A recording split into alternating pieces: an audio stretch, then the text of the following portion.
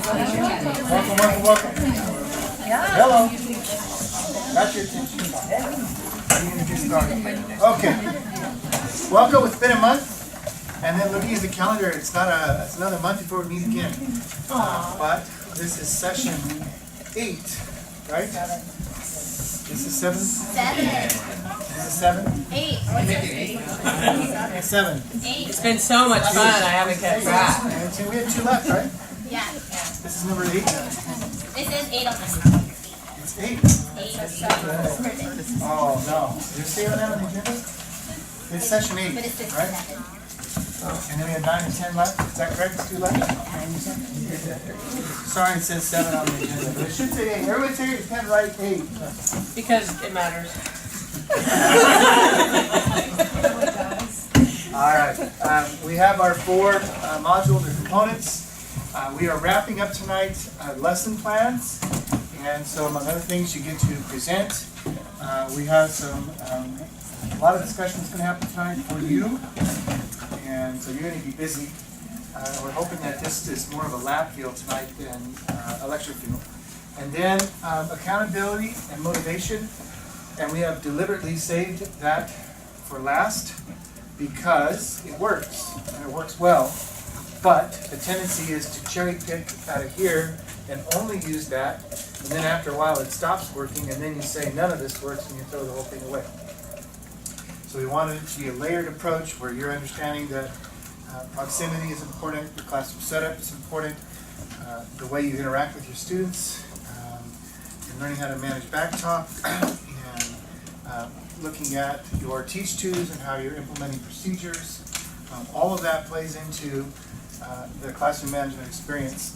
And what we have found is the data shows that engaging lessons, when students are busy, they have a tendency to not get into trouble. And the saying, idle hands are the devil's playground, is really true. Have you found that to be true? When you've had a knockout lesson that you had very little problems with your students, they were all engaged and ready to go, and then when you had a lesson where you weren't feeling it, maybe you had a cold or whatever, and you maybe even let them have a little free time or reading or whatever, what happened? That's ugly. All right? I learned the hard way, never tell a 6th grade class a joke, ever.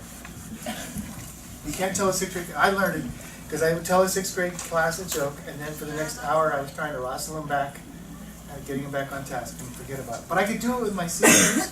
When I taught econ and civics, I could crack joke after joke and keep going. So you have to learn to keep busy. All right. We talked about knowing your students and their learning style and your teaching style and how they mesh together. Remember that? And your classroom personality. The reason I put that on there, real quick, class personality, you know how you have some classes that you're just like, oh yeah, they need to be sitting in rows and they shouldn't be looking at each other and breathing on each other.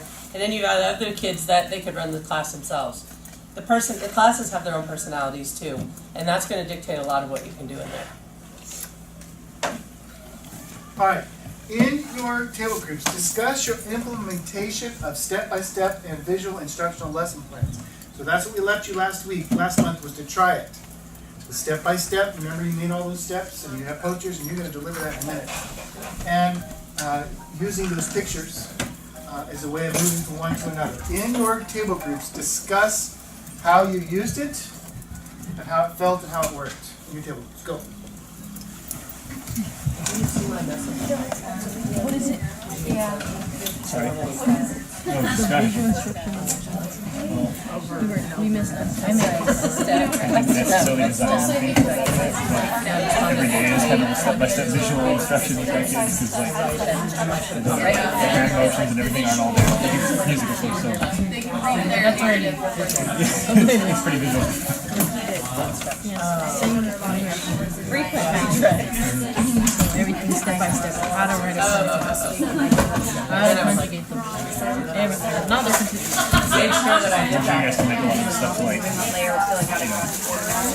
area on the map, whatever the case is, like showing them like not just saying as best as you can get them, and then showing them the actual thing. Yeah. They have to do all of that.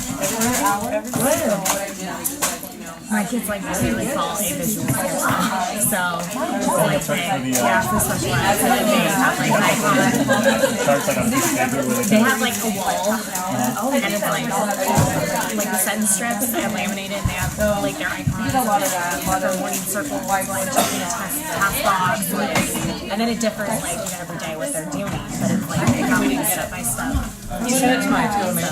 Are you middle school or high school? I am executive. I have like little ones. Oh, you're in. Oh, wow.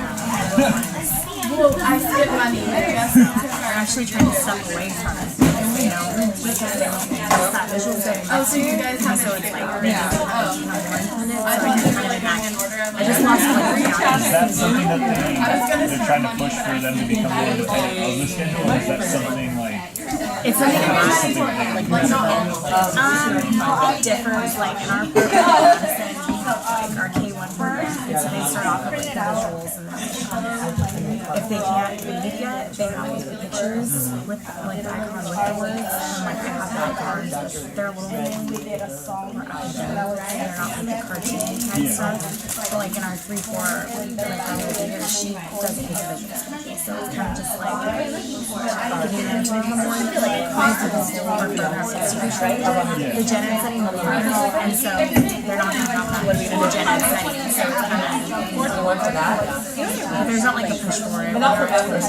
You have to do ABC. I work with autism too, so they do like instruction. They give us their IEP. So it's not just like regular sped class too. So it's like have that structure.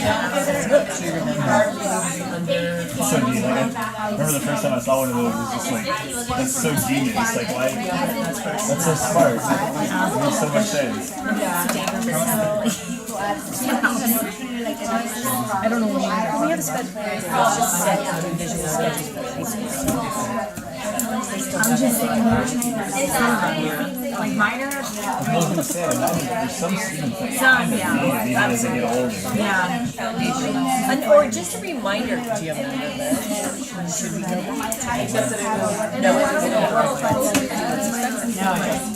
Now I'm actually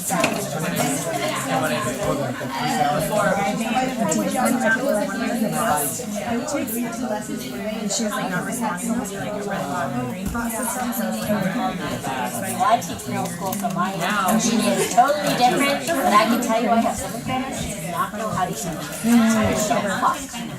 yes.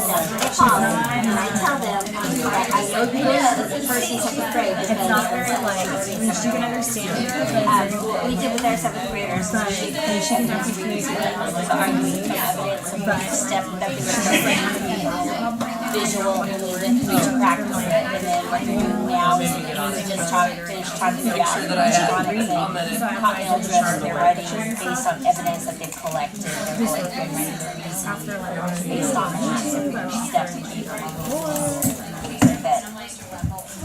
I teach first grade, and our last student was on Benjamin, so we did like a step-by-step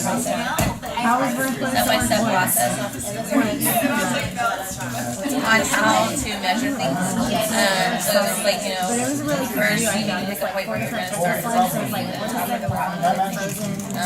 know, the things for your units, you're putting together flat across the piece. So it's like a checklist all over it. What grade you're in?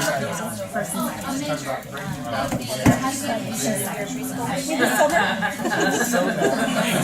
Do whatever it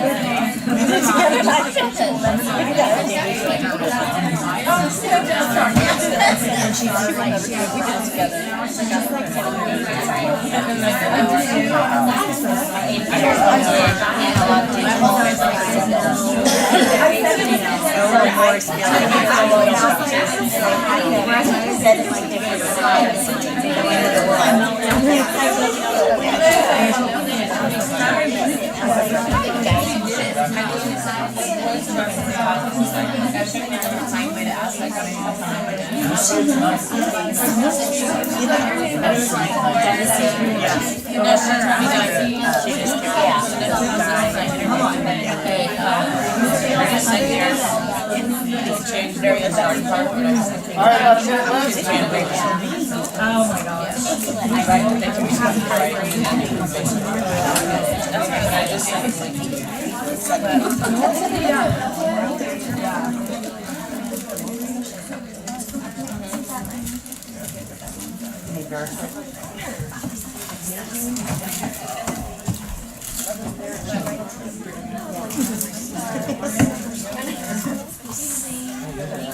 Oh yeah, the circle times. I learned about pizza. It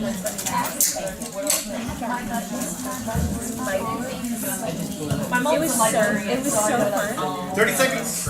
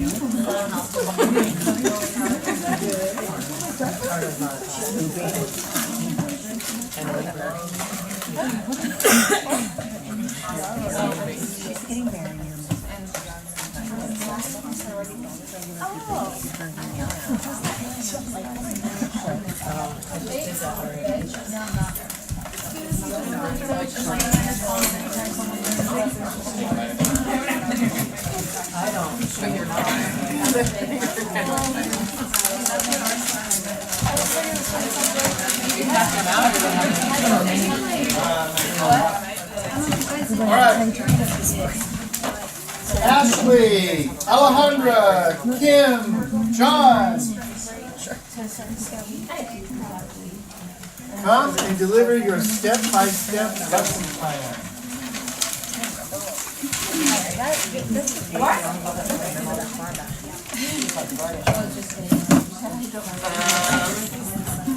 This is no This one? Oh yeah, his actually You like that? Oh. Robbie, where are you? Is that you?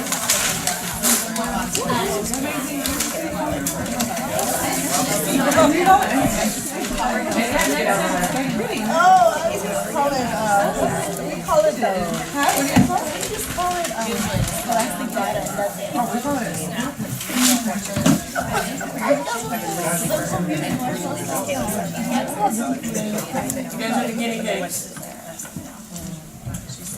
We're just explaining, Steve? You're gonna teach it. we're gonna teach it. Boom. Good times. Well, I'm not used to a classroom full of kids. I'll tell you that right now. Let's see. Okay, so we teach it. It's been a month. Remember what we Okay, what do you mean by how do you want us to teach it? So, if this was a lesson, Yeah. how would it go? Well, I have more than just. So You you're need 2 teaching minutes to main review? idea. Yeah. Or you guys can talk for 2 minutes. We're teaching. And maybe, Jen, go ahead and throw out the rest of this, so everyone else gets a chance to review too. While they're reviewing, because Ashley's So panicking. you're gonna basically main idea and supporting details. So the first thing we're gonna do is Discuss the theme. Prior to teacher read aloud, build background knowledge. You ripped my poster. whose is that? That Who's was mine. I was trying to hide it. It's actually hard. Okay. So, if this is step by step, what would we do as students? Aligning materials. Steve, you didn't let me prepare. I'm not good under pressure. Well, John's there to partner you up. Oh, yeah, there we go. Hey, we have a volunteer to go first if you want to go second. Yes. All right, there you go. Thank you.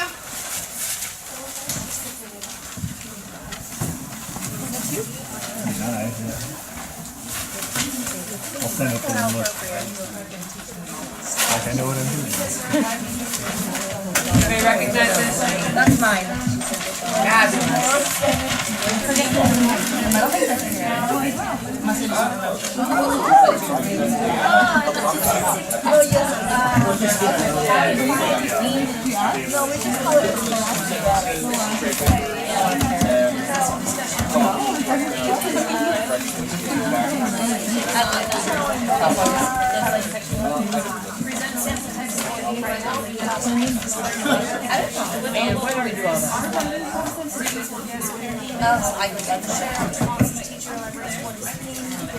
You guys ready? Okay, the guys are ready.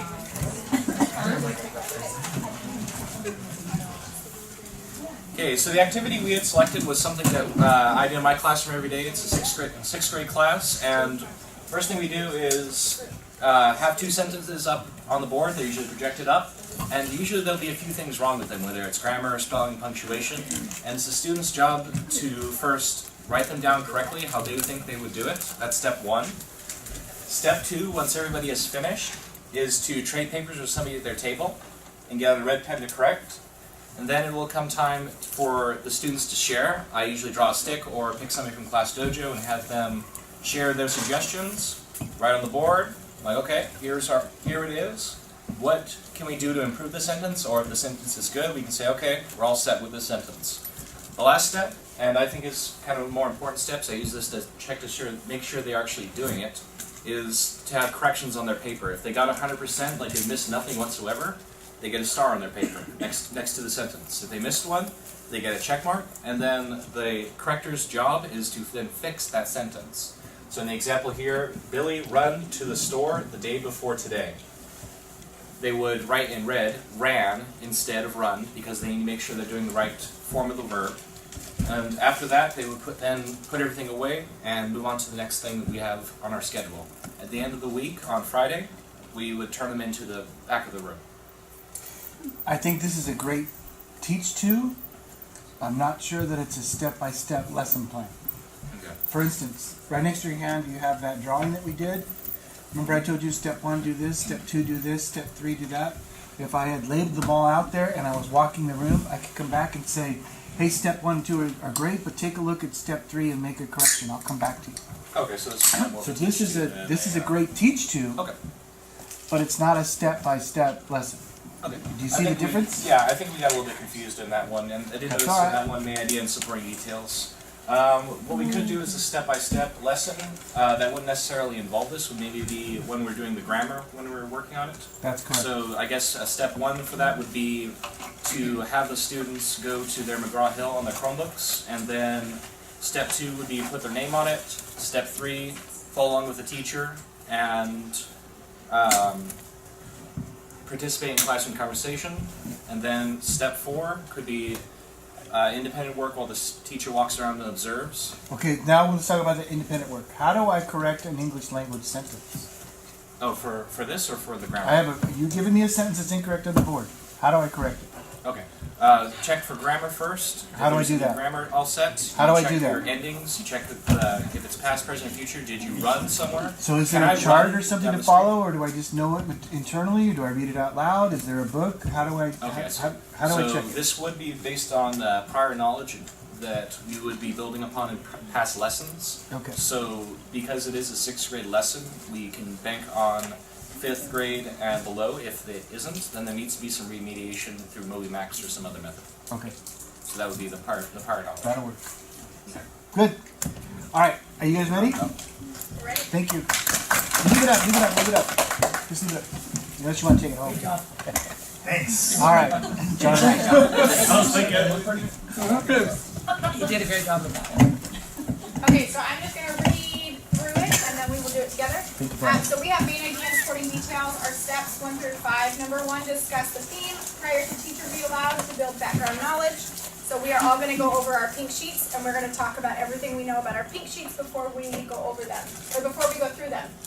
Step 2, the teacher, I will read the passage and you guys will just follow along with me. Step 3, we will discuss as a group what we read about. Step 4, I will have you guys identify and highlight the main idea from our passage. How do I do that? Good That's question. I will help you and we will go over that together. And then step 5, I will have you work with an elbow partner, somebody who is sitting next to you. You do not have to get up. And we will underline one detail from the main idea that we figured out as a whole class. So, if you guys get out your pink papers, the top of it says Madera Classroom Management Method. What do you guys think we are going to learn about today? What do you guys think that this is about? Anybody? Come on, guys. Management. There we go. Okay. So I'm going to read it. It slipped. I'm going to read it out loud and have you guys follow along. So if you guys can show me your pointer fingers and follow along with me, I'm going to have you guys point to agenda and I will read aloud and have you guys follow. So agenda, session number 7, lesson planning, part 3. If this was my class, I'd be walking around and checking. Or I'd be standing. Welcome, feedback, review, lesson planning part 2, and visual step-by-step. Lesson planning part 3, attention span, pacing, chunking, and higher level questioning. So what do you guys think the main idea of what I read is? This is a really bad example, but what do you guys think the main idea is? Lesson planning, perfect. So can I have you guys take out your pretend highlighters and highlight the main idea on your pink sheets? Steve, tell me what the main idea is. Lesson planning part 3, critical thinking and higher order level of questioning. Okay. So can you talk with your elbow partner and underline at least one detail about lesson planning that you either feel comfortable with or do not feel comfortable with from your main idea? I'm not very comfortable with chunking. I like the, if I have to upchuck, I want it both. Okay, so that is our lesson. Steve, we are done. Pick somebody else.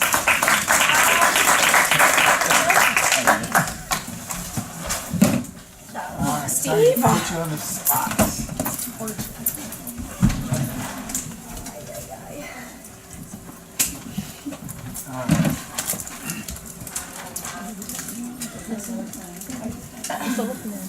Wow.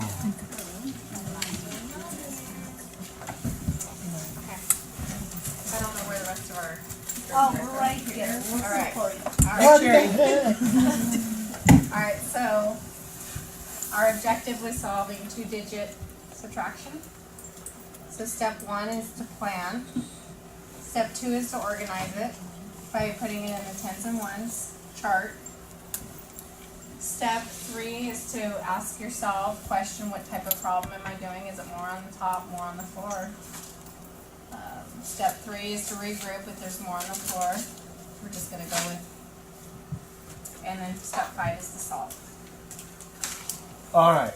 So if you were having students working independently, could you walk the room and say, you did step 1, 2, and 3 perfect?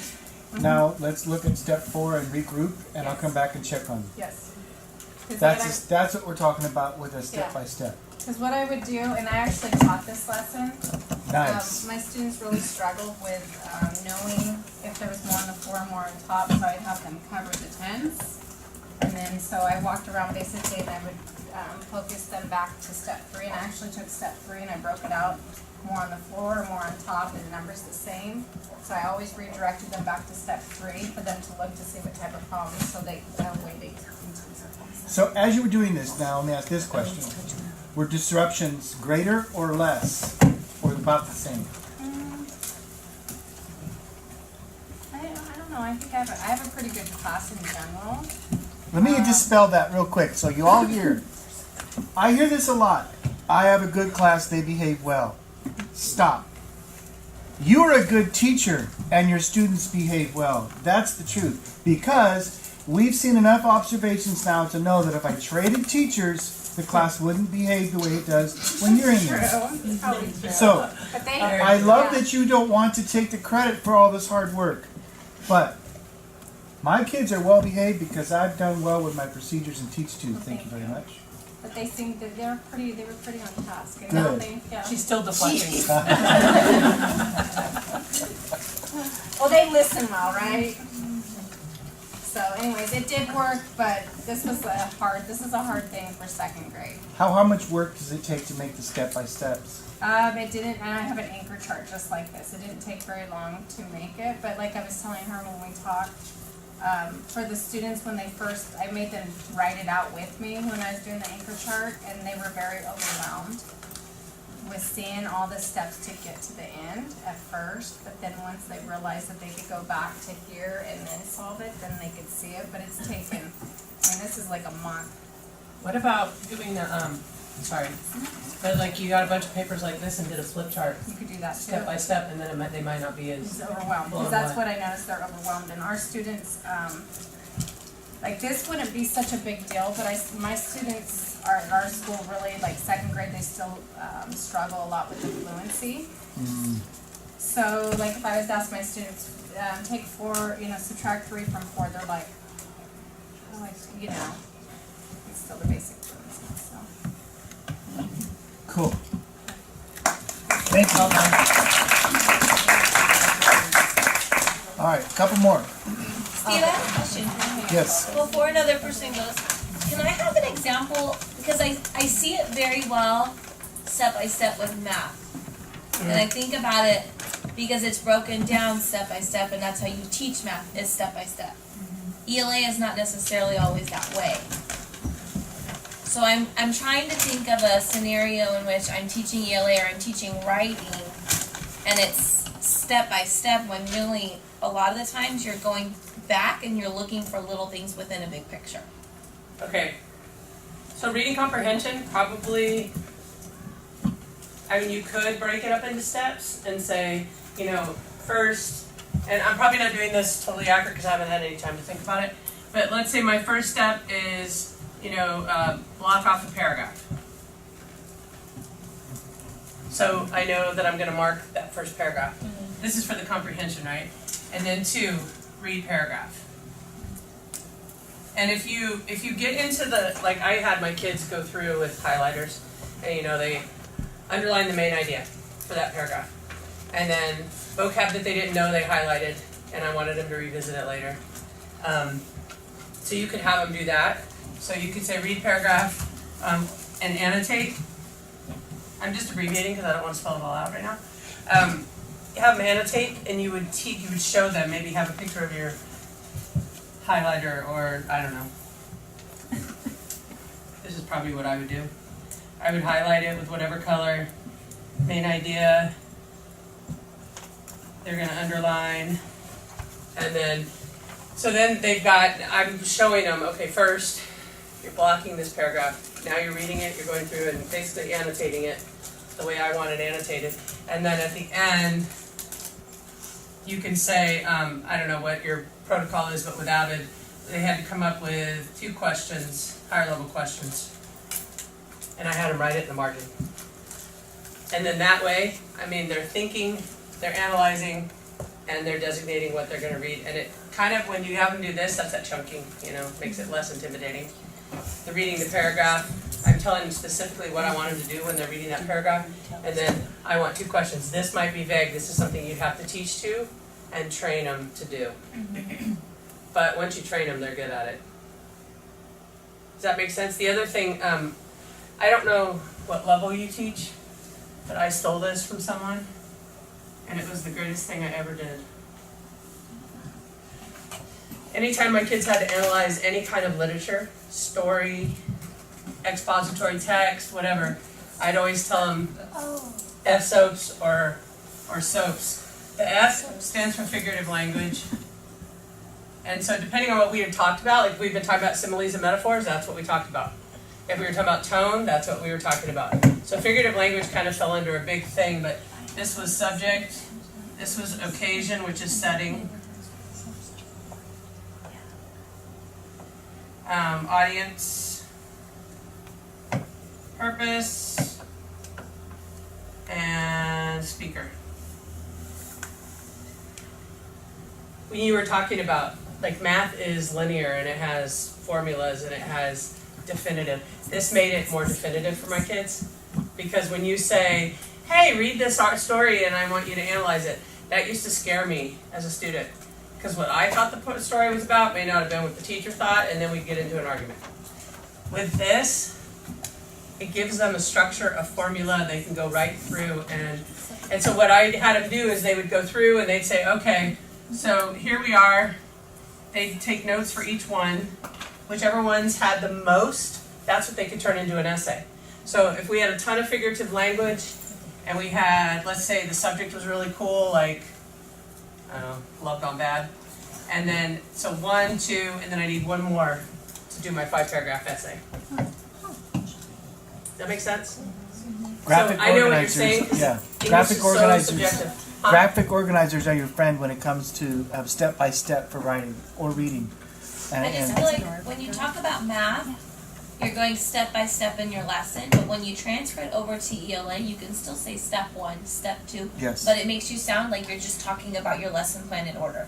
Oh, gotcha. Well, not if you're saying, like, let's say we're teaching fifth graders to write a long expository essay, and we want to start with just a paragraph. All right, so we're going to put the topic sentence. You've already had a lesson about how to write topic sentence. Write that in blue.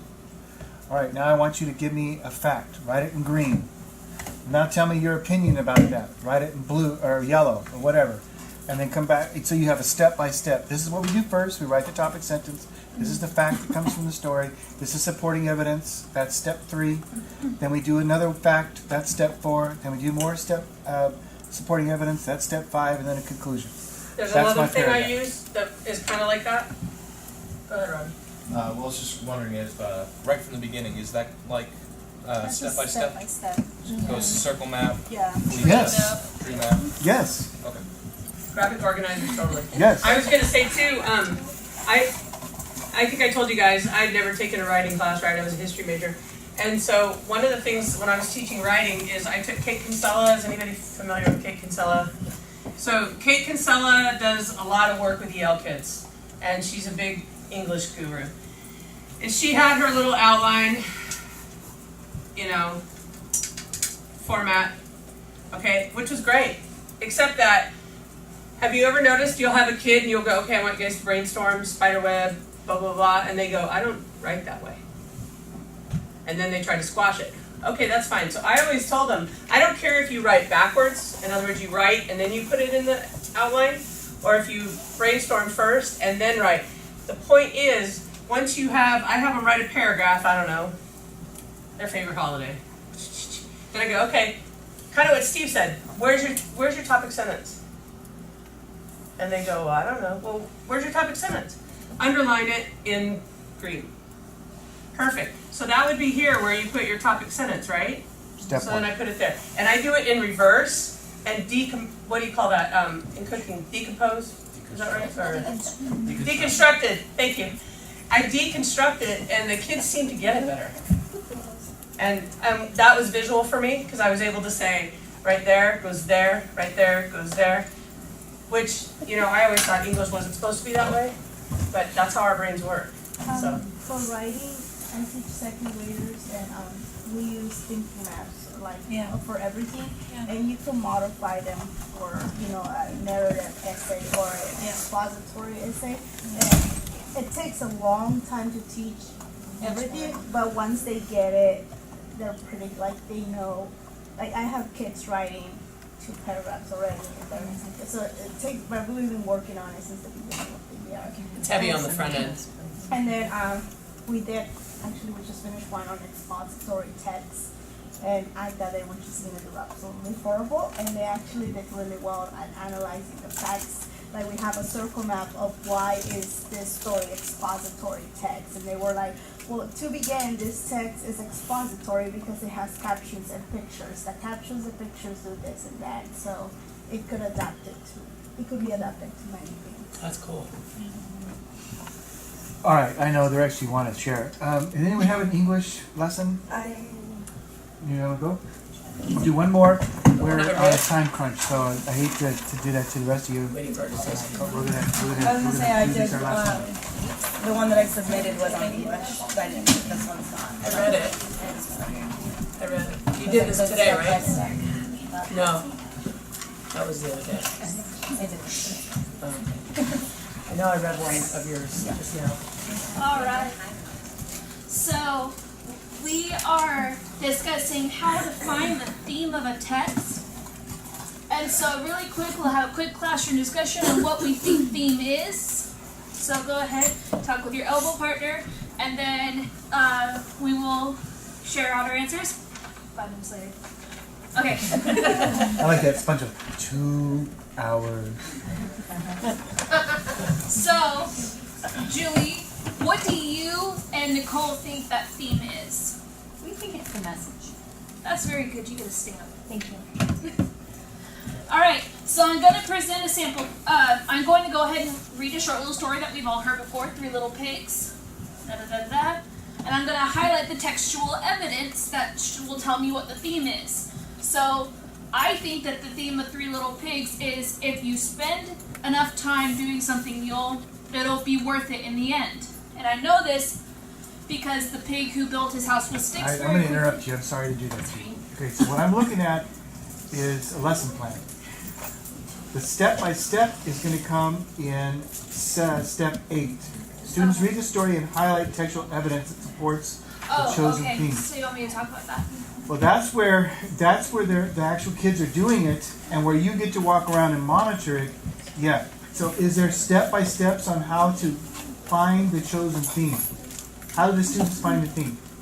Okay, so I could present a text, so like a short story. Let's give them a blank story they've never read before, and you say, okay, independent practice, find the theme. How do they do it? So step 1 is, I think we would read it together. So each. This is independent practice, so let them go on their own. How do they Okay, get so on their own? we've read the story You've together. already talked, yeah, so how are they going to do it now? Everybody's read the story, and then the teacher would shout out to, explain to the children, now you need to find the theme. Good. How do they do that? And their job is to figure out what they learned. What is the lesson that they learned when they finished the story? And they have to write that down. Okay. So like highlight the main theme. They have to identify what they learned. And write it down. Sometimes something that pops up quite a bit throughout the story. If they Okay. highlight, I don't know. I feel like if you ask them to highlight, it's just a rainbow of everything. Or they color the whole thing. Yeah, yeah. So I have freshmen, 110, special ed, and so asking them, this is what I expect you to do, tell me what you learned. And then they write a small paragraph telling them. So you could even have step 1, write the theme. Step 2, Yeah, but see, as a kid, I'm gonna go, yeah, but what you think is the theme and what I think is the theme are 2 different things.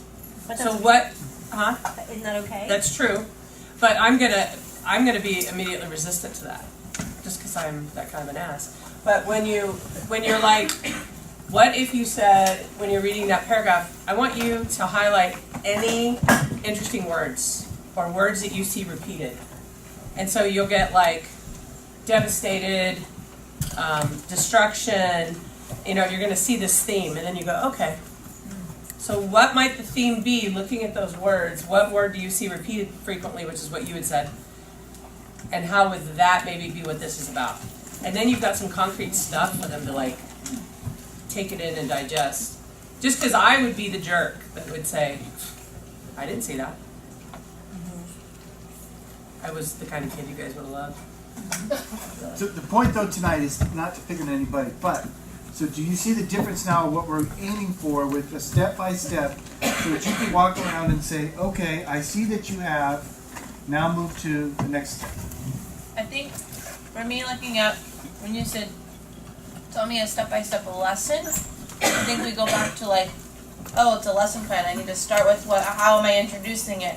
What are we going to do whole class? And then what are they going to do? But if you say, give me a step-by-step description of an independent practice, Oh, there you go. that's what you're looking for. Okay. Yeah. Does that help everybody? Yeah. All right, we're, for the sake of time, we keep going. Sorry, guys. I know you're sad if you didn't get to present. It's okay. Don't cry. Yeah. All right.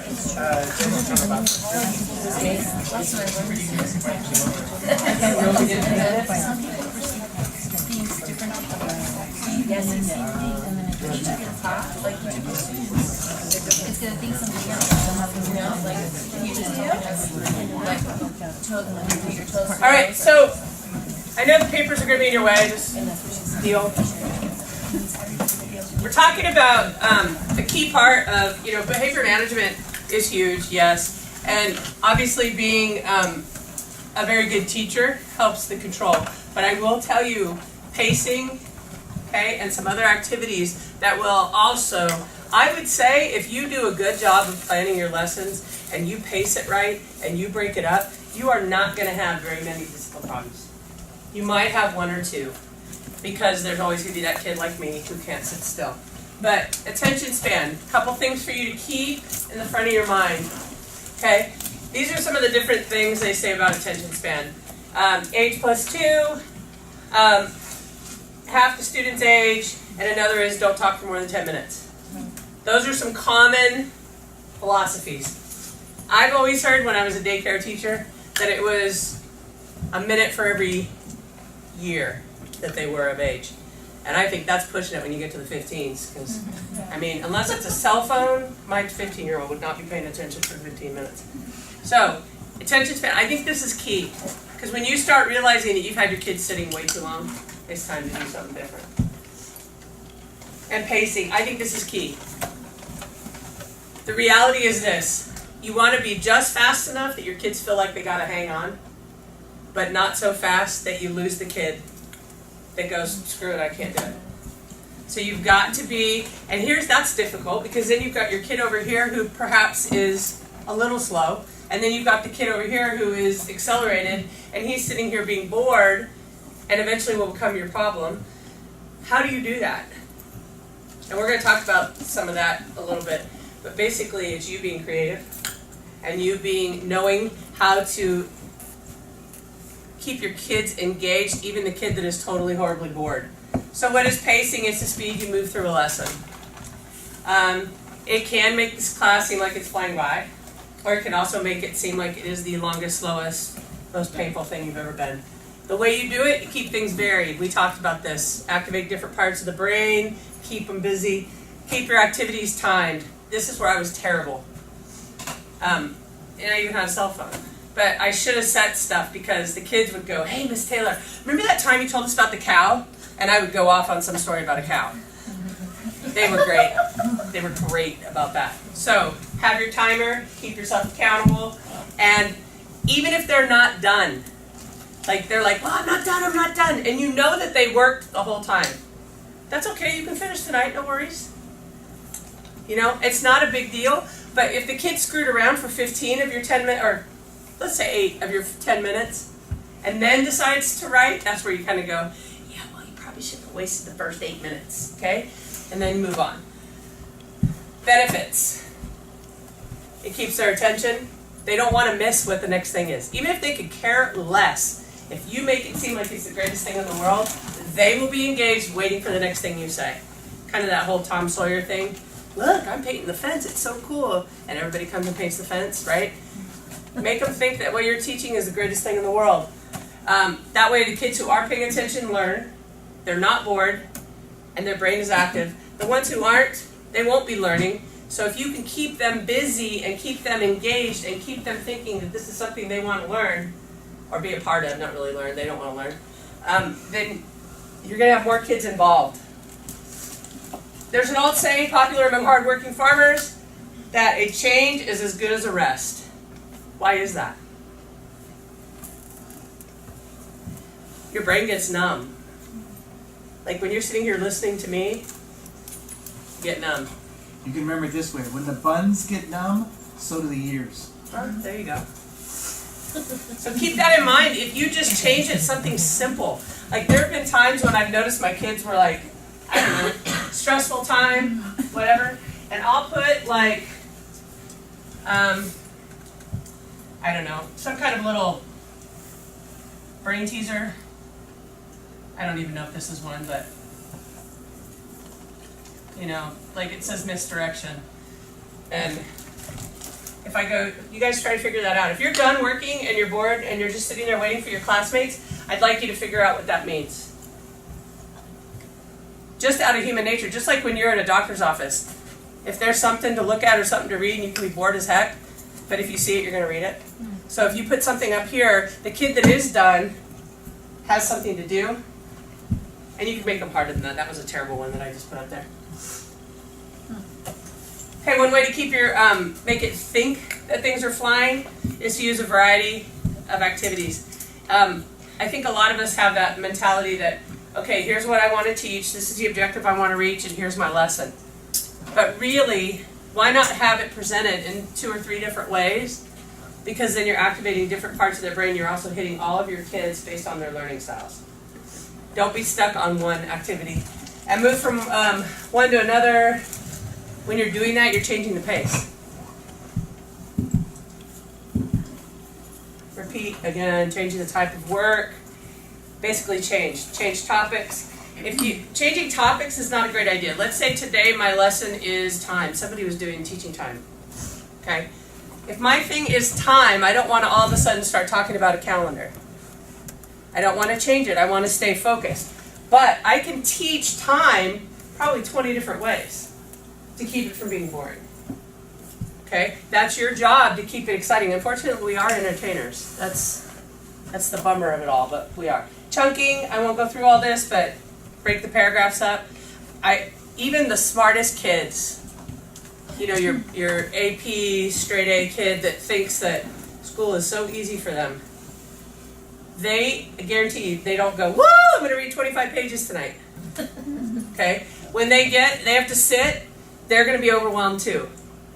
It doesn't matter how strong they are as a reader, they're going to be overwhelmed by reading. So break it up for them. Teach them how to chunk.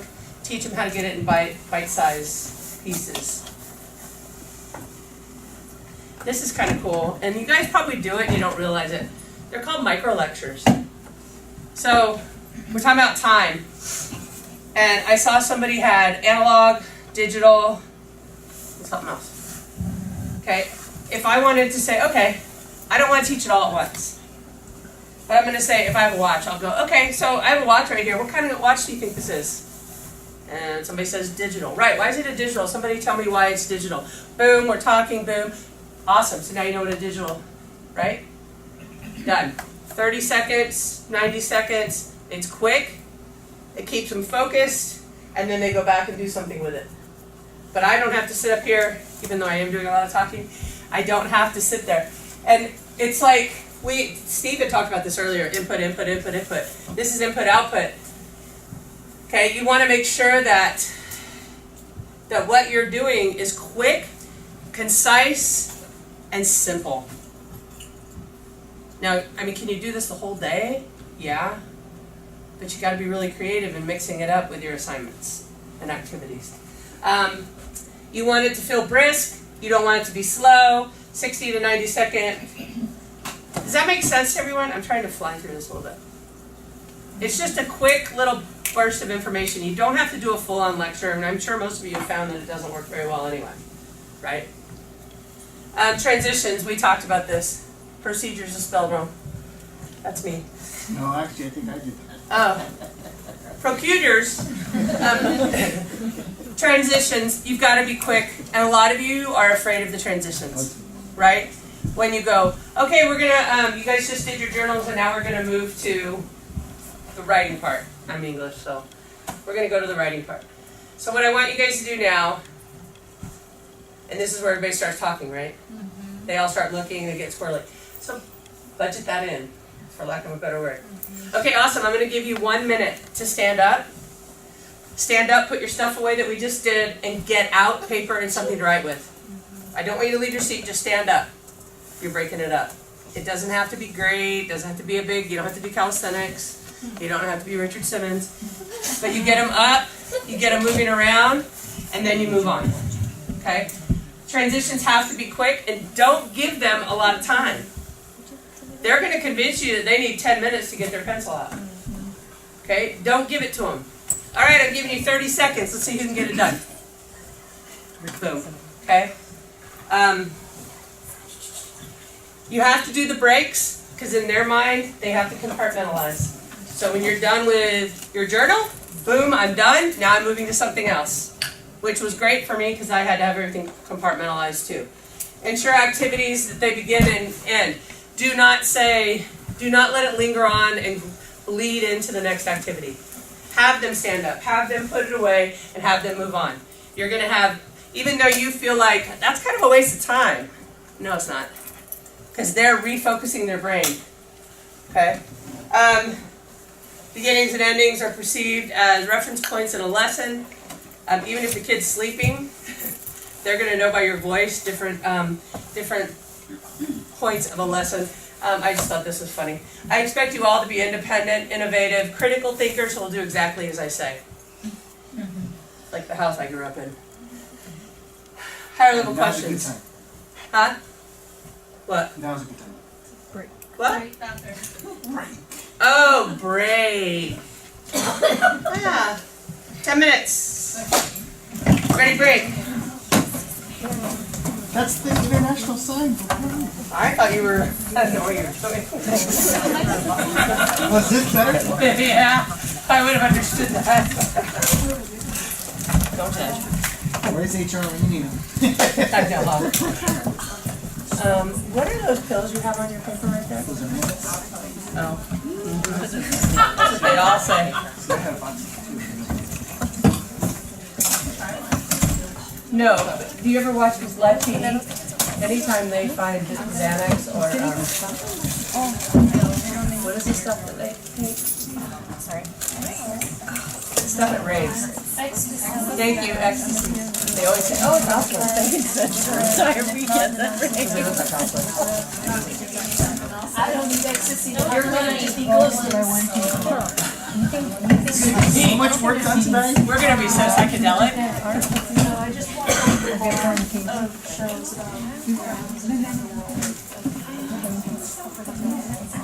I just saw a bunch of teachers walking in the chimney. Chimney's like, yeah, we're not supposed to be here drinking with the shop.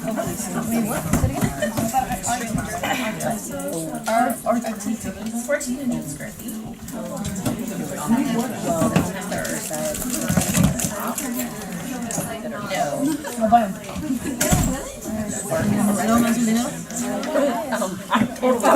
Yes, don't function. So even though the shipping inspection rate, shipping the normal inspection, right, it's like I might want that. And then this is the model, so this is like driveway, so actually our is gonna be the letter. This was the model, but they didn't have one. Really? Everything doesn't match, so it's nice. I met with the counselor, I gave it to the counselor a little bit, she met with the counselor, and she didn't want to. So you walk in, and there's like a huge hallway, and then if you turn to your right, Really? there's like a little hallway, where you have I like asked her a couple times and then on the other since then, but everything seems to be fine. Well, and you know, even though nothing came of it, you care. Yeah. No, it's How did they suffer? Yeah, yeah, and that's the then front bathroom. we had this one girl. All of the showers. They all knew. We kind of had a And then fringe kids club, Yellow Ribbon Club, and it was they were all trained on by high school side. They were all trained how to identify. It was really a cool thing, and they went and presented to the county. They presented to the board. It was crazy. But anyway, so they would come in and they would like talk about it. You know, and then I can't tell you how many kids were 5150. And one kid, I don't even know how I found out about this, but my friend who was a head counselor came in and said, you need to go find so-and-so for us. She has a license plate on her. She said, how do you know why I did it? She said, and I'm like, okay. So I walked out at lunch and I went around her and I'm like, hey, what's your arm? She's like, let me see your arm. And she goes, It is this on the wall. what do you mean? I go, you know, you razor blade the administration knows you got the Well, we would have to take the picture. and then we ended up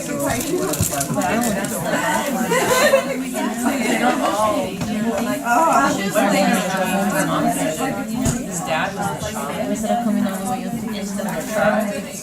Well, heroin. He's like, Taylor, White cabinets, white cabinets. Horrible hair on The stove. they didn't know that whole thing. He just wanted somebody to yeah, and then I'm like, and he was the youngest. The mom came up with him like that.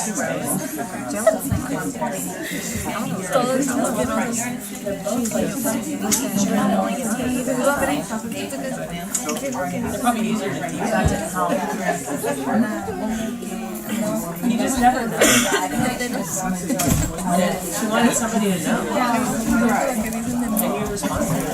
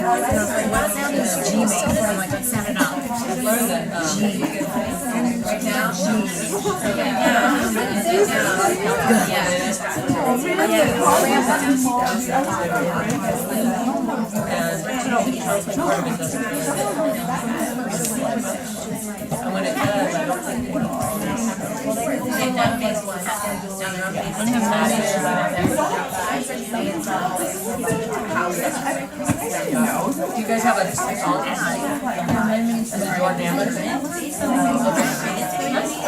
And so there was like 6 when we came to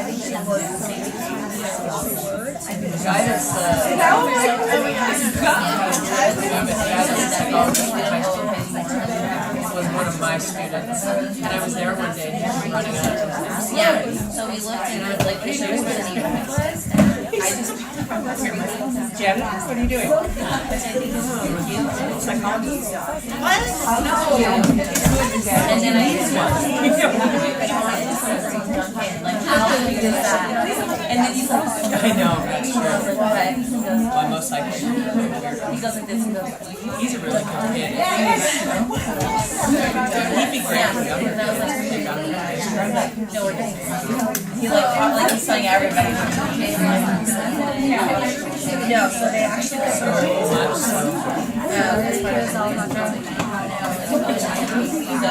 So hard to take your time on it.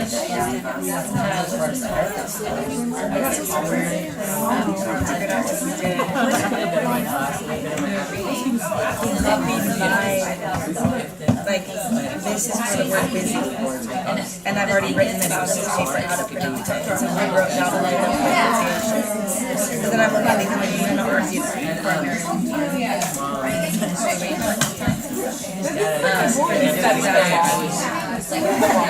I have to write it like this, so when they go home and say it, I'm looking for him. they actually know how to write I it. see him in a moment.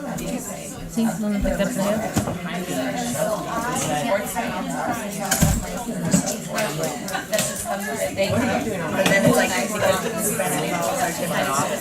Honestly, I Jordan's like, no, I'm just writing it how they would pronounce it. He calls me one day. He's like, just tell So He said, I'm at Costco. and while I go, what? And he goes, yeah, I'm sitting on Costco's closed, right? hello, because they're going So I drove over there, and I said, I'm home right now, I'm not taking you anywhere. And he goes, I don't want to go. But if I send this all to practice this, we can practice it. Okay. And I was like, all right. Yeah, we sat there in the parking lot. again. His mom, and she comes every day. Okay. And then we called. Do we need to come in person then, or is it Well, gonna we're be? gonna go to the tower, they had a little. I like to go there. Okay. part, they came to us.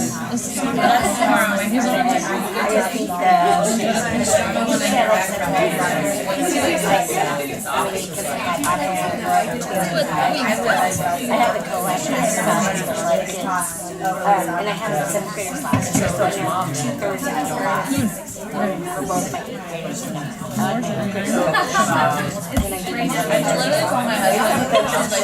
I haven't I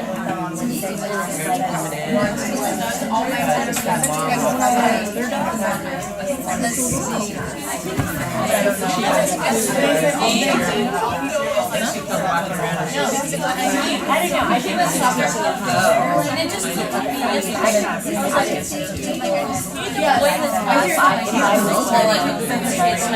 Every Friday.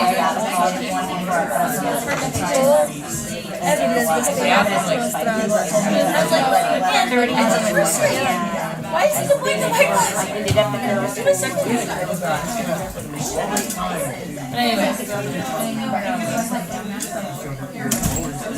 Oh.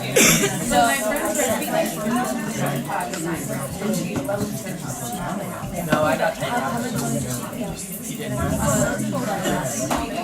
You know, we had a tattoo. And it never did. She's shorter than I am. I mean, I'm 5'1" and she's shorter than I am. Basically, And it's just even in the middle school, that's just really taller than I am. I mean, my son is 7 months and my son's 9. You know, I've got kids it's more so taller than them. So it's just, when I first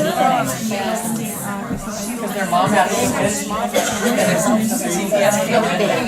where she carried I was like, oh my god, it's like I didn't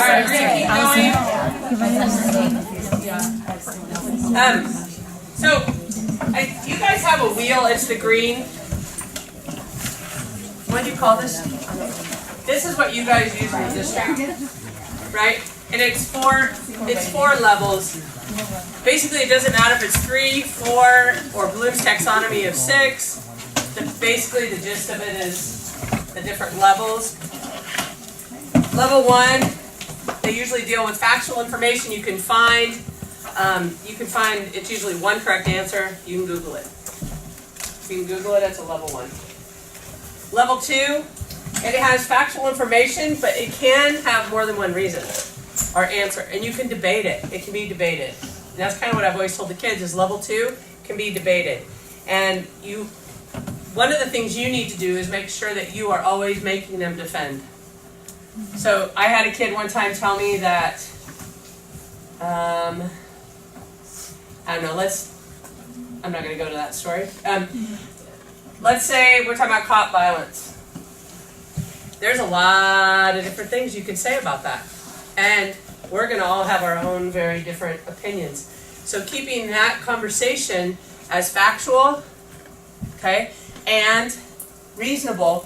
If you say, well, I think cops are jerks, I'm going to say, can you explain that to me? Instead of getting offended and saying, well, my brother-in-law's a cop, I need to just say, okay, can you defend that? Like, what makes you say that? You know, if they say the president's an idiot. Okay, first of all, I need you to defend that. You can't just make a statement and not defend it, right?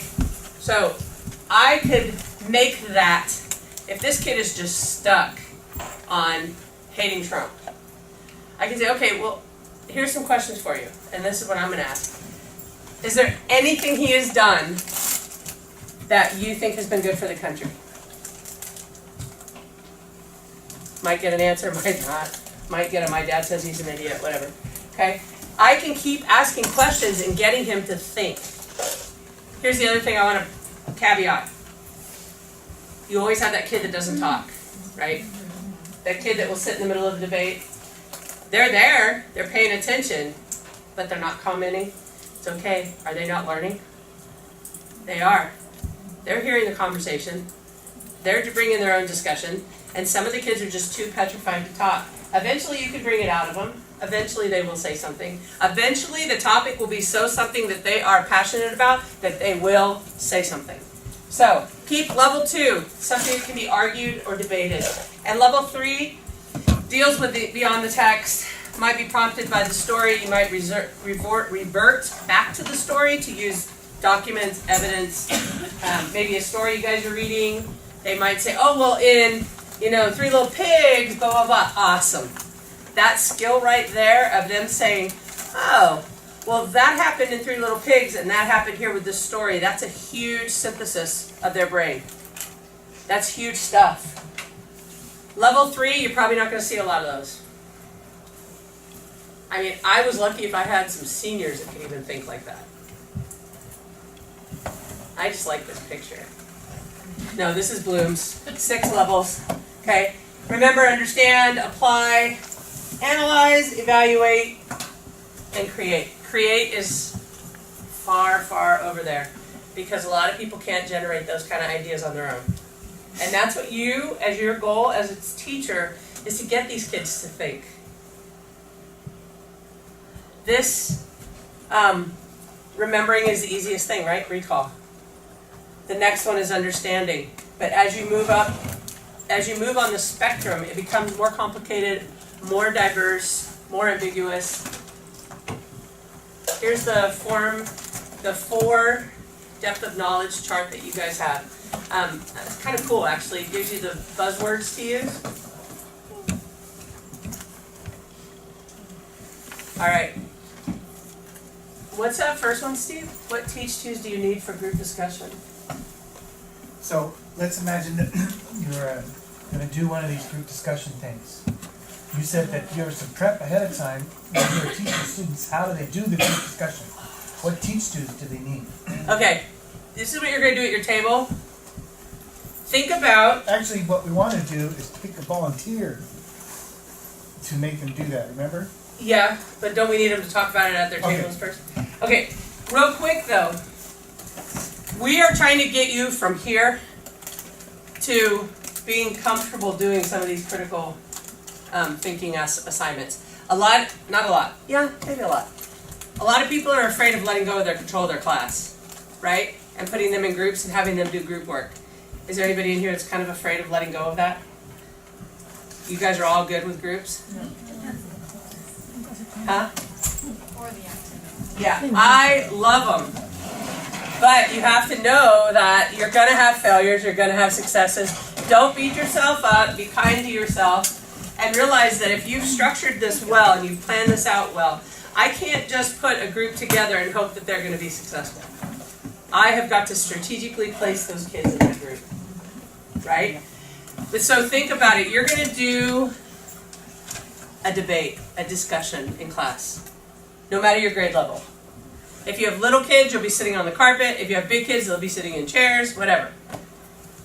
What teach-tos would you need to do to lay the groundwork prior to that day? Okay, you've got to lay the groundwork.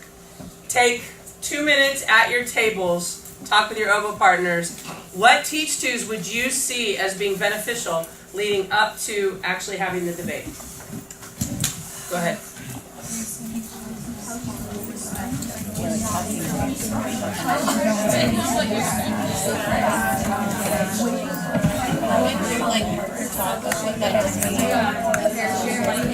Jotting down their own thoughts. That it's like one specific I feel like sentence frames on a table that would kind of help in explaining or expressing their ideas might be helpful. Like if you can like go like this and maybe don't like sentence frames.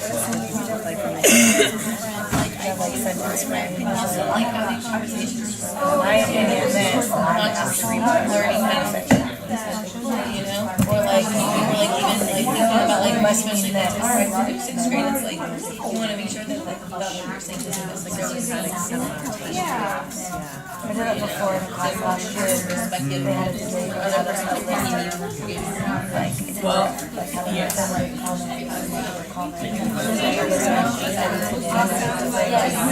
Giving them a structure for what happens if you feel like things are bad in line, and what kind of things to watch for to make this like when to stop basically. Because they got double the points.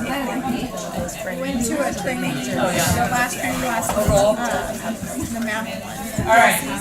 And they have like presentation Over here, what are some teach twos that you guys? Discussions and just make sure that everyone's participating. How to respectfully, like we were talking about, like sentence stems, how to disagree respectfully, giving them, I disagree with that. We would need to teach them how to do that. Yes. And that's probably the hardest thing because they like to go, oh, that's dumb. That's gay, you're stupid.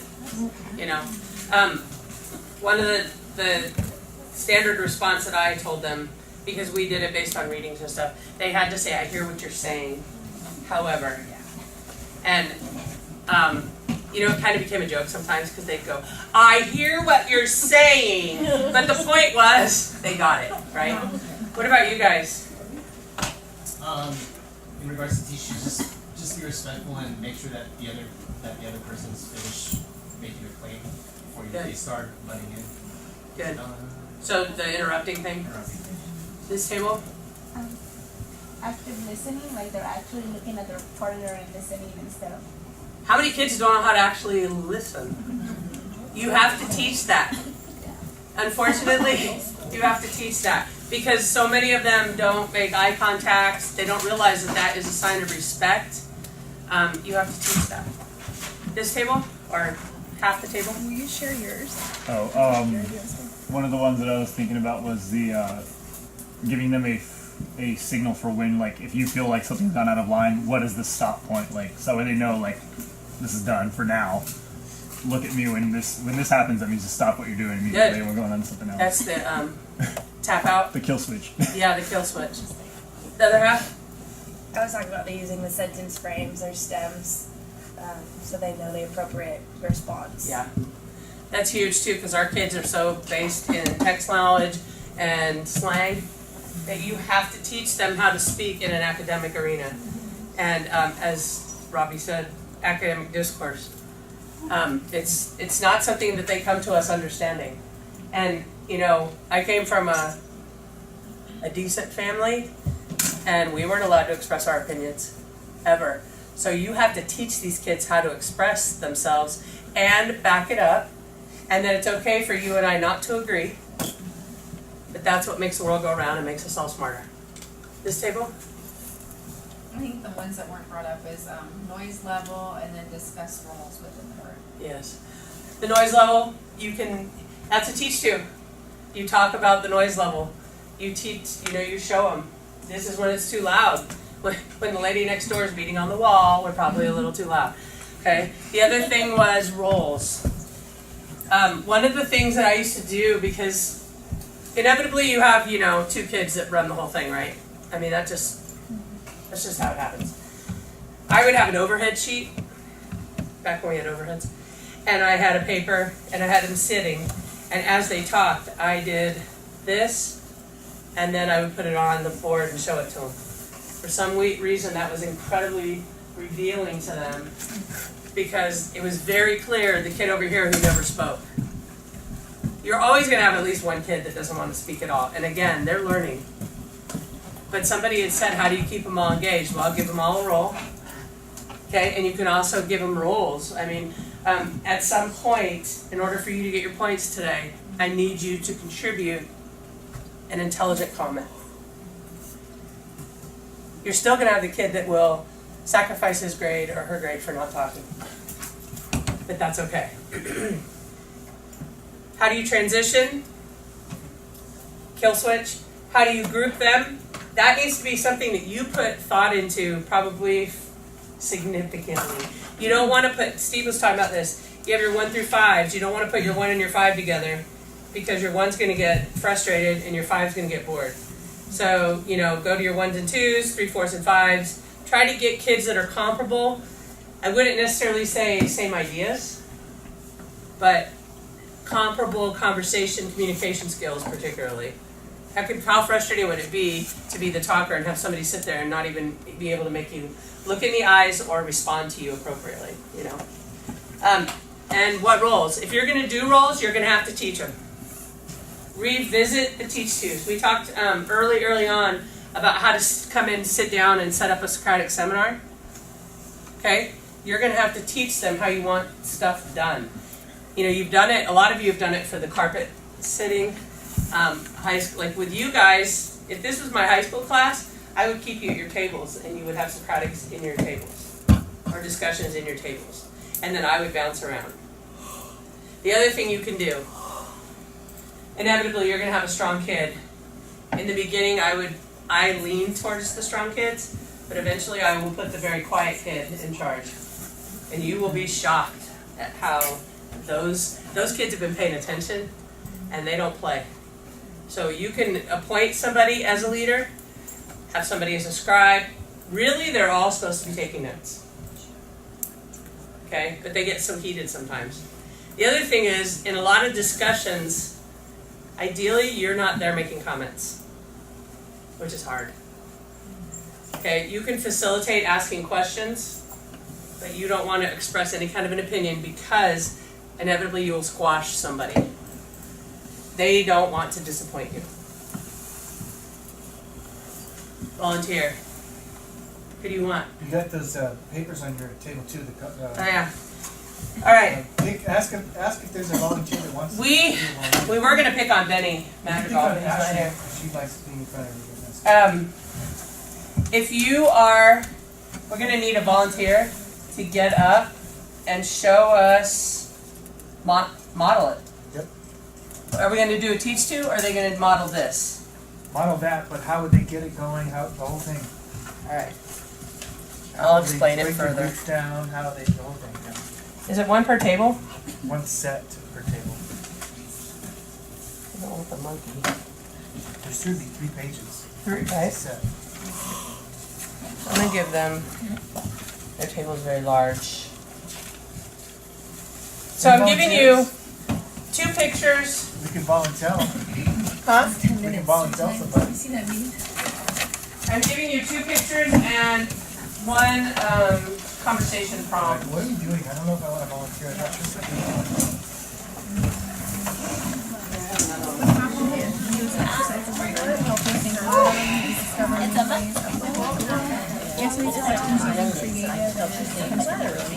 Here's another one.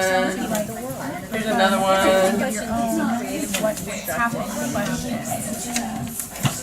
So there were some, computers, tablets, and phones. Does anybody see what you can be doing with this? Okay, we're talking critical thinking, right?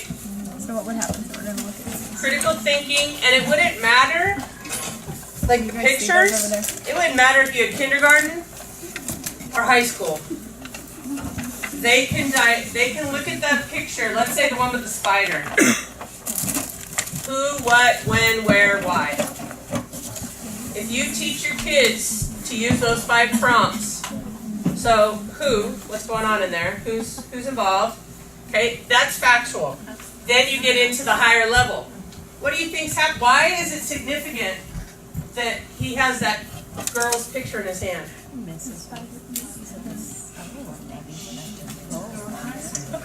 Alright, here's what we're going to do. Alright, one of you are going to stand up and you're going to look at your class and you're going to tell us how to do this, what are the roles, how would you start your class, and I know that you might take a couple of days to kind of get them into this, and we have like 20 minutes, but you're going to tell us how to break into our groups, what's the purpose of what we're doing, and then you're going to tell us what roles we have and how it would work, and then you're going to lead us into the actual lesson, and it'll be truncated, it'll be shorter than normal, and you're going to tell us what they're supposed to do, how to do it, and then what we want to see is how you're managing the groups, okay? So that students aren't off task and doing their own thing, and so you're going to show us proximity, you're the whole 9 yards. Everything we've been talking about for all of these 8 sessions coming into fruition tonight, all right? And here's how we're going to pick our volunteer. Y'all know what rock, paper, scissors are, right? All right, so I want you to turn to somebody at your table group, pick a partner real quick, and you're going to play rock, paper, scissors, and then we'll have next step after that. So just 2 of you over here. All right, you ready? Rock, paper, scissors with your partner. Ready? Rock, paper, scissors. All right, losers, raise your hand. All right, losers, raise your hand. Losers at your table. Okay, so you're up here, you're in the finals already. Winner. Losers, with the losers at your table group. Who lost over here? Raise your hand. So, 4 of you have to rock, paper, scissors. Who lost over here? Okay, so those you guys are pairing up, just the losers. Raise your hand, losers. Alright, so now you pair up again. And over here you got 2, right? Alright, ready? Begin! Rock, paper, scissors. Alright, so now, who lost over here? You're up here. There's 2 up here. And, okay, who's lost? You're up here, 3. Alright, who lost over here? No more? Okay, go ahead. Keep going. Alright, so you're up front. And who lost at this table? Alright, you're up front. Come on. Get forward. Go find it. 1, 2. Hurry. We're out of time. Hey, this is a very serious competition. Because you got the quick out the first time, I'm going to let you pick a partner and see if you have to stay. So you get to pick a partner. Okay, pick a partner. And you were at a bye, so you're already in round 2. Alright, ready? Rock, paper, scissors. Rock, paper, scissors. Winners sit down. Yes. Winners sit down. Hey, you're not supposed to be happy about it. Winners sit down. Alright, the 2 of you. Ready? Rock, paper, scissors. Winner sits down. Alright, the final. See who's going to be a volunteer. Yes. Rock, paper, scissors. Yay! Alright, so you get to be the teacher of the entire class. Tell us what our responsibilities are. How do we do Okay, wait. this? You get to pick. Do you want us looking at the spider picture, the monkey picture, or the prompts? Got it. Wait, there's 3 pictures? So you're going to basically lead a class of critical thinking. To do a class discussion on one of these. Yes. Yeah. I didn't get a chance. I didn't think I was going to have to be up there. I didn't hear you. So, okay. So we're gonna look at this picture here, the spider picture, and I want you guys to discuss, what do you think he's holding here? Who is this? How is he feeling? And what is the spider doing in the picture? Alright, so Nicole, do each of us have a role, or are we all in the same boat? Are you going to tell us to us later? Is there a time limit? Do we get out of our seats? Do we stay in our seats? Think about all these things, and it's all on you. No pressure. And then she's going to learn how to play rock, paper, scissors tomorrow. I'm never going to do that. Yeah. We're going to training. Well, I kind of got the short stick because there were still 3 losers at our table. Oh. And they didn't get up. Anyway, okay, so you're gonna talk with your elbow partner, because some of these groups are pretty big. So you're gonna talk with your elbow partner.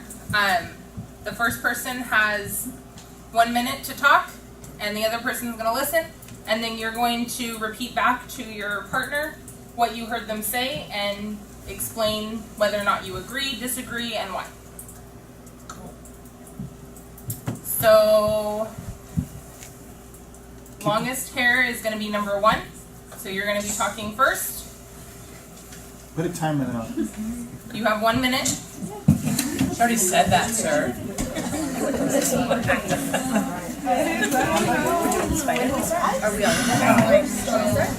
And go. Turn out the spider.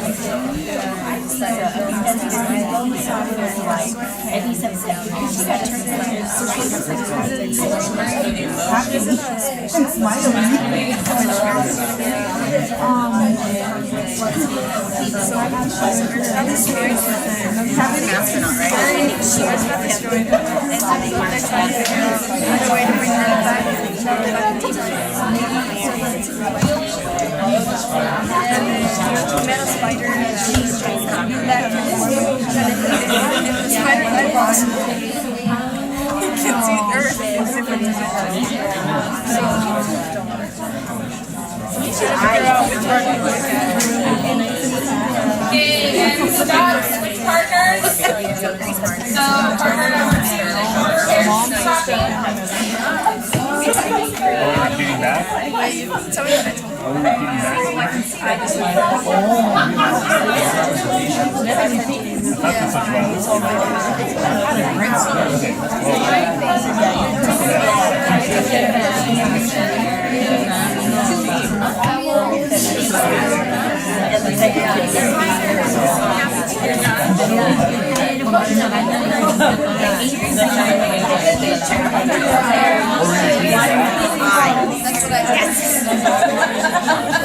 such There's 22 of us. Sorry, I'm a science teacher.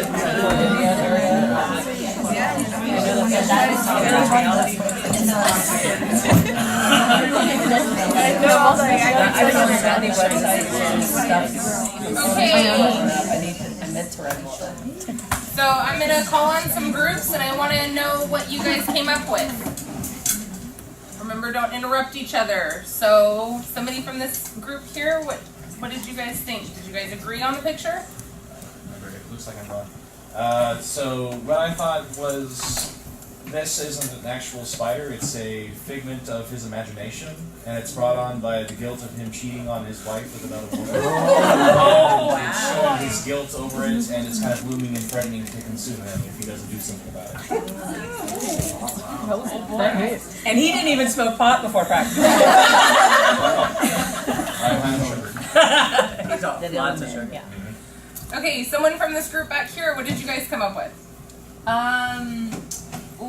We had two differing theories. He said that he was trying to be bit by the spider so he could become Spider-Man, but then he was sad because he knew he would never see that girl again because he has to be incognito. I said that he fell in love with the girl in the lab as they were creating a race of super intelligent spiders, and it went horribly wrong and she was eaten. And the other part of this group? What do you eat for breakfast? I got the instructions wrong, but because I remember hearing you say that we were repeating back to our partner what we had said. So my partner had said that the fellow looks kind of sad for some reason. We didn't really discuss why, but the spider looks really happy because she had gone to the dentist and found out that she has no cavity. Alright. This group over here. I said that the woman in the picture turned into the spider.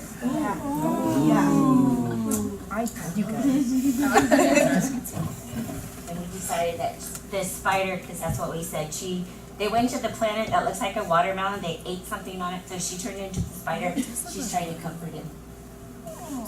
I think she had an affair with the spider. I mean, he had an affair with the spider, and now it's facing his wife. How about in the back over here? What did you guys come up with?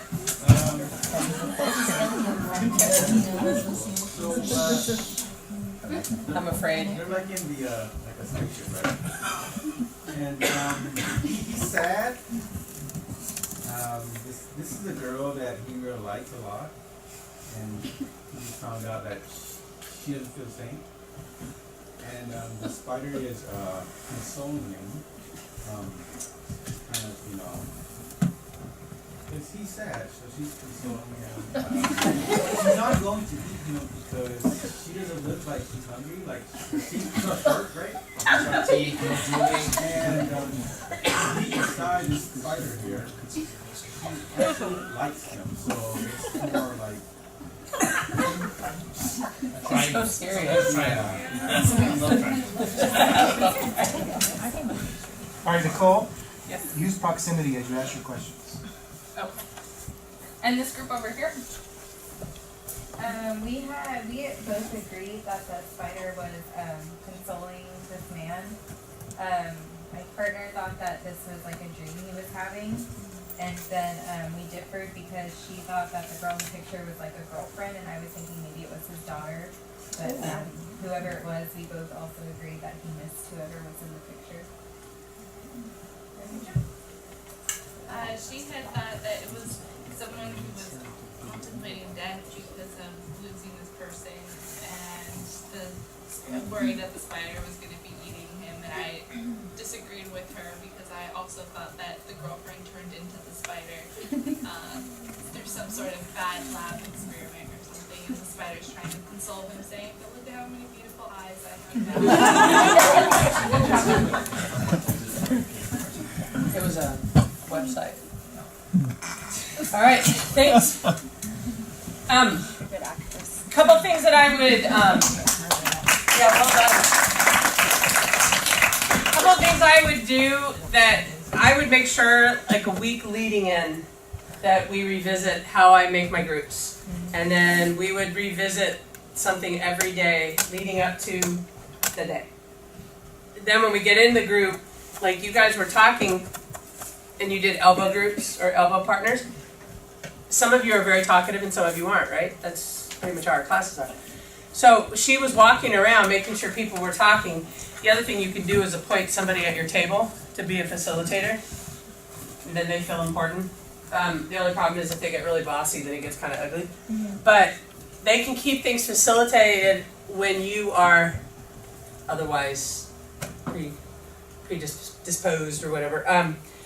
What was the Teach Twos? Couple of things. I went to a reading writing ERWC at State.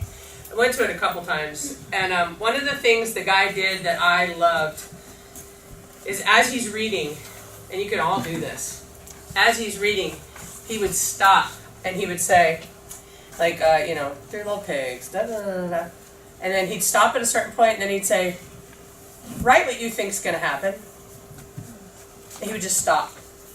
I would like you to take 30 seconds and write what you think is going to happen next. And then they write, and you only give them 30. Then you go, okay, I'm going to keep going. And then you continue reading. And then you might stop and say, does anybody want to share what you think is going to happen next? The whole time you're creating active readers, critical thinking. I thought that was such a cool thing, and I couldn't believe how much my high school kids loved it. Because, I would do popcorn reading, where one of them would just pick up and read.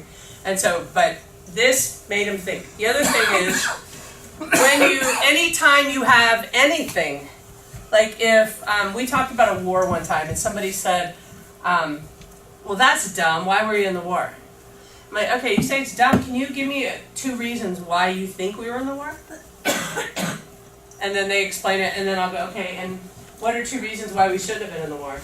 And everything that comes up is a teachable moment. And use it to your advantage. And ask them questions, don't give them answers. Ask them questions constantly. I think when you create a culture of questioning in your class, or create a culture of thinking, your kids will be successful at anything they do. Testing, communicating with one another, debating, whatever, all of those skills come into play on the higher level of thinking. And when you teach them to think, you're arming them with far more skills than they need that come from a book. And keep in mind, please keep in mind, that a lot of these kids don't get the chance to express their opinions or their intelligence at home. So you're their chance to do that. And you validate them. Even if they say the craziest, most off-the-wall thing, you can go, I like that, and then keep going. You didn't say they were right. You just said, I hear what you're saying, and I like it, and I keep moving. So use every opportunity to evoke thought. There's always something to bring up thought. Ask justification for the students, make them defend. And I had them write, and I'm not saying this is the right thing, but my kids did well. I would say, like, before we did a critical thinking activity like this, I'd say take 30 seconds, I want you to write what you think is happening in this picture. And we would base it, I would have already taught the who, what, when, where, why. Base everything you're looking at that picture on who, what, when, where, why. Okay, got it? Good, great. And then we go into our group, and they take notes. And then when they're done, I'd say, Now I want you to take another 30 seconds and I want you to write, did your view change? Did anybody say anything that made you think, maybe? Or are you exactly the same? Guaranteed they're not the same. They either feel stronger or less strong about the topic. But you have them write it. And it doesn't even have to be, I mean, it can be kindergartners and write, one sentence. The point is, the synthesis that's going on in their head is huge. Critical thinking through school. There's 6 critical questions. They were in one of the slides, I thought, maybe not. But basically, who, what, when, where, why. Elementary, have the kids, anything they're analyzing, a story, a picture, make them always think like that. Junior high, 6 critical questions, ask for justification, and have them start working on level 2s. Level 2 questions, debating, discussing. And high school, there's some emotional maturity there that they can handle a little bit more, but don't get too excited. They're not that much further above, first graders. But they need to know all the questions. And every now and then they'll touch on the 3s, on the 4s. Sometimes they'll get really gutsy. A lot of them are just very opinionated, and they don't really have a basis for it. It's what they heard at home. So that's why you got to pull out of them what they're justification. Oh, there they are. The 6 critical questions. Who, what, when, where, why, and how. I would add to this any emotion that they can pick up. Just because I think there's always something to be had from, like, the coolest thing, I put up one of those really, how come I can't think of the word right now? Like a picture out of the Louvre. And I think it was one of the Dutch painters, and I had it up. And the kids were like, oh, this is so boring. I'm like, yeah, I know. And then we looked at it, and I'm like, okay, so tell me what you see. Oh, there's a dog down there. What does a dog mean? And they're like, I don't know. I'm like, loyal, puppy, dog. Do you think maybe the painter had it there for a reason? And then we kind of talked about all the little things. What does the apple mean? What does this mean? What does that mean? All of a sudden it was like, that is so cool. Well, it's like being a detective. And if you make it that way, even in stories, they're going to be all into it.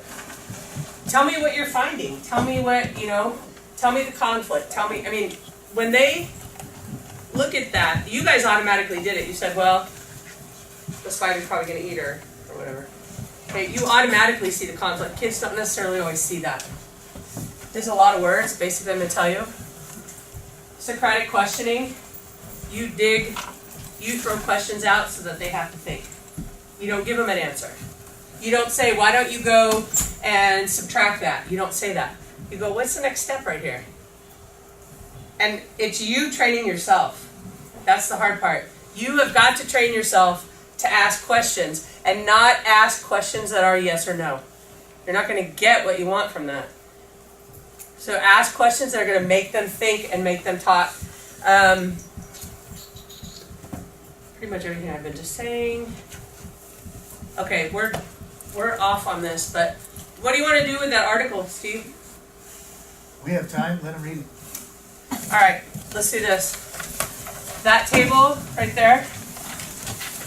Let me think, how many tables? Oh, there's a bunch of pictures. That's not going to work. Yeah, glance through it at your table. Speed read. And then what are you going to have them do? Discuss how they might discuss how you might use this in your classroom. You have 10 minutes to read, 5 minutes to discuss. Then it is an assignment and you have to require.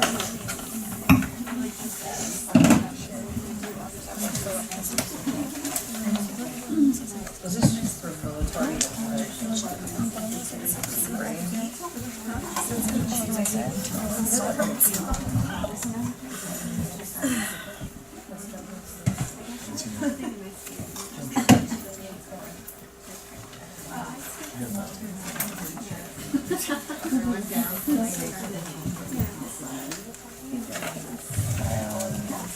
Yes.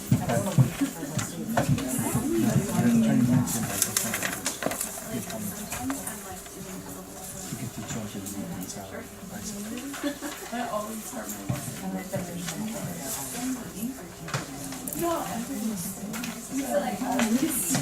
lot of us got ideas.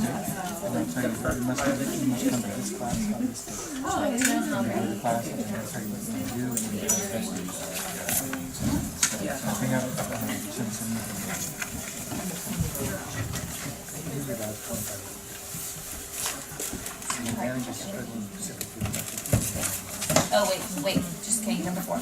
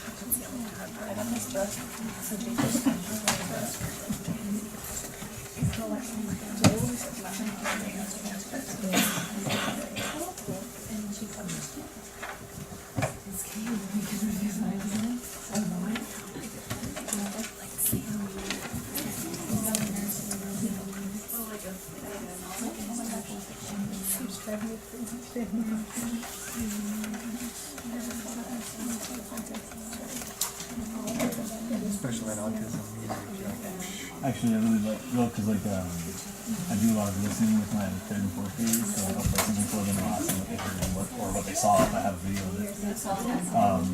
I don't focus as much as I should on strictly learning how to sing and stuff like that, because the difficulty I'm having with my 5th and 6th graders is their inability to communicate with me.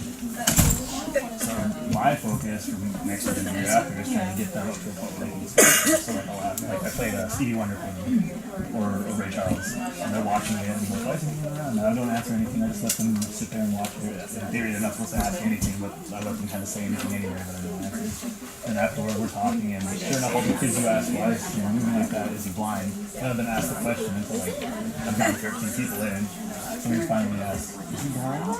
And then what's that on glasses? I have glasses. What's that sunglasses? He's blind, why doesn't he have? And then they kind of have to sit there and think a little bit further into it. It's really funny to watch the answer. One kid's like, he doesn't have eyeballs. They see it, it's like a wheel spinning. Yeah, it's really good to watch. But He's telling them, yeah, he's blind. It's just usually. So how would you guys use this in Spanish?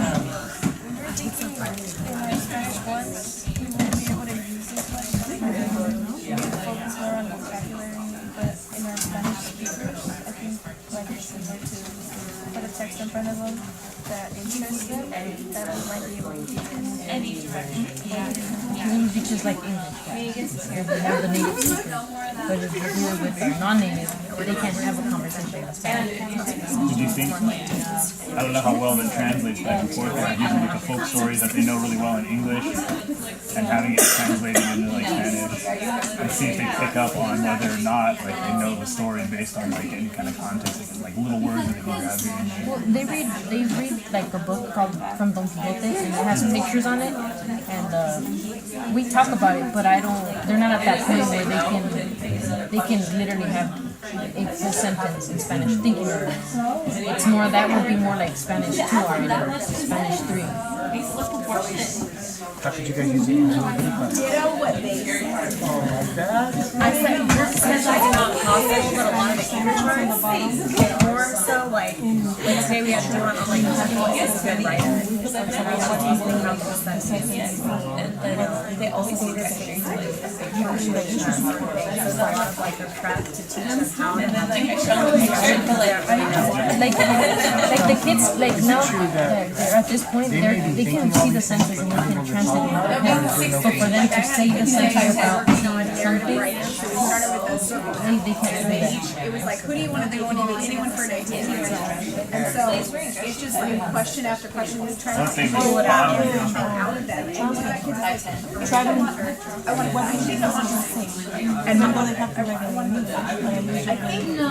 Yes. I think I want that. So it's just like to see it in there, but it's just not what it's in. And I reminded them like I don't know the words. It'll say sentence like example. I don't know the words. I don't know how to say it. And they'll tell you. Trying to figure out a way to say But it. it's just like So I think we're still like, I think you know, like I like That's where you have to get it, because they may never deal with the world. Well, I was telling Ash today, I lost one student to comments on stuff now, and so we're doing like a writing lesson. We wrote about a Minnie Mouse in the what is Minnie Mouse? How did she feel? But they described that they counted 8 white spots. They wrote about that, and they said she had a pink bow, she has 2 eyes, and they gave me details. So I got them to write it, and they described it. It's never about what. Right. What about you guys?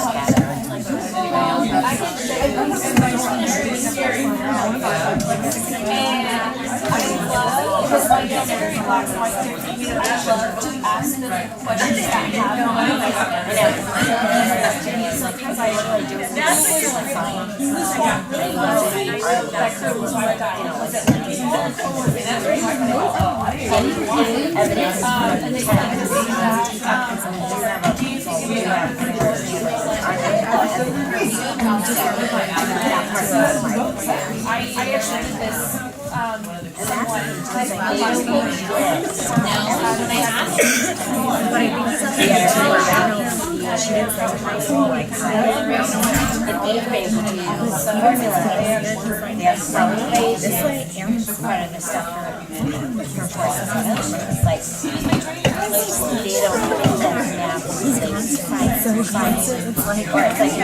Alright, let me do this.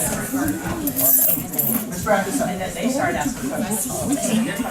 Here are the questions that I have for you. We've talked a lot about what to do.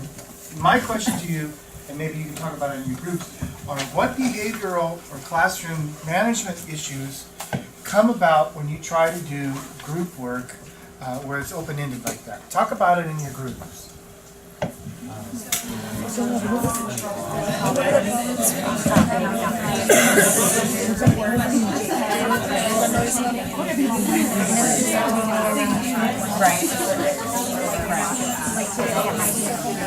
Because they're not searching for specific if they get to a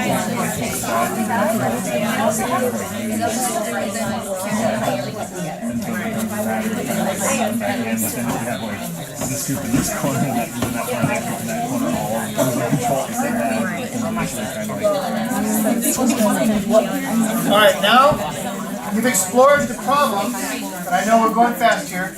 But now, based on all that we've talked about since September, what are some strategies that we have talked about that you can use to mitigate some of the problems that you would have in a group discussion?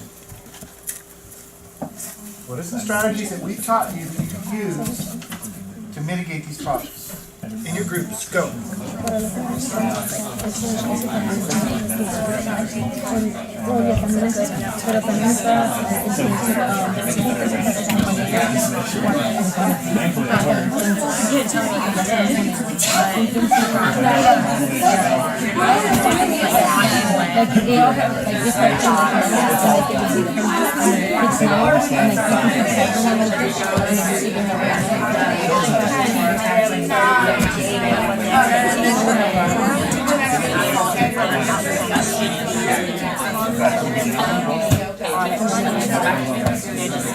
It's all something I've already thought was shown them how to do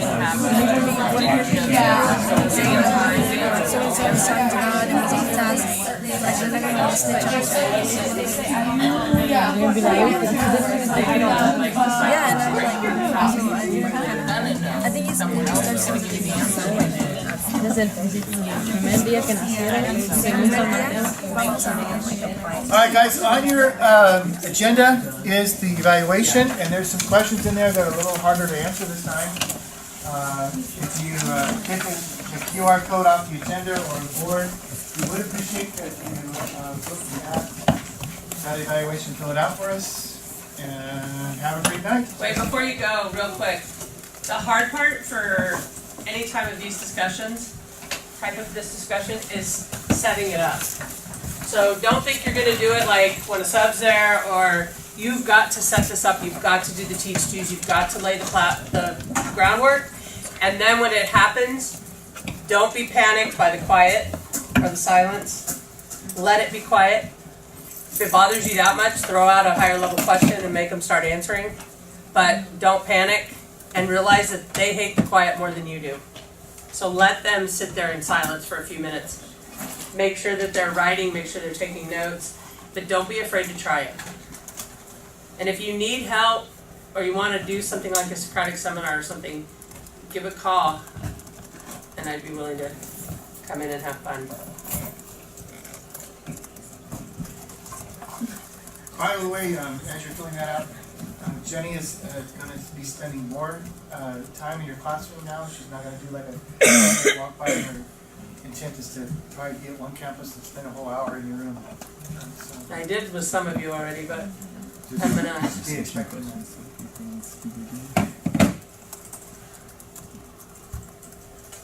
It's kind of weird because I go into the classrooms and everybody's like, what are you doing? And I'm like, I'm just hanging out. Like, if you have questions, ask me. If you don't, I'm just gonna, if I notice stuff, I'll say something. But basically, I'm just, I don't know. I miss the kids and I miss being in the classroom, and if I can sit there and help in any way, that's awesome. But don't think that I'm there for any monumental purpose.